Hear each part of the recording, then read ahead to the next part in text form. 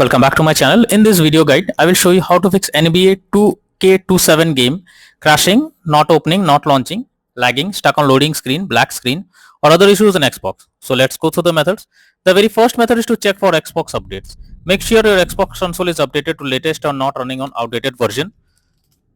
For that, first open settings on your Xbox, then choose system and then select updates. Here check if any update is available and then click on it to begin the updating process.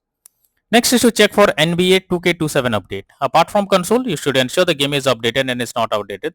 The developers of the game often releases patches to deal with several kinds of bugs or other issues and improve performance. So make sure you check for update option.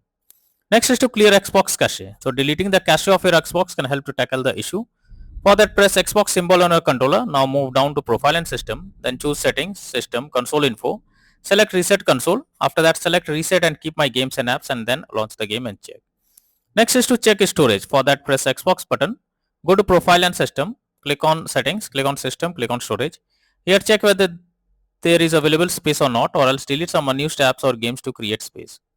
Next is to clear persistent storage. This will help you to clear the cached data. For that, open settings, choose device and connections, click on Blu-ray, select persistent storage, then choose clear persistent storage, and after that launch the game and check. Next is to remove and re-add account. For that, press Xbox button to open guide. Now click on settings under profile and system. Next go to account, click on remove accounts. Here choose the account to remove, then select remove option. After that, add the account and then check.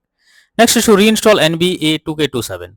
For that, press Xbox button controller, then move to my games and apps, select see all option. Here select NBA 2K27, then press menu button, select uninstall. After the game is removed, open NBA 2K27 official website and download the game.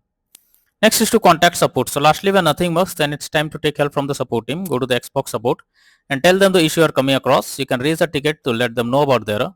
They will better guide what to do, or else they will try to resolve it from their end.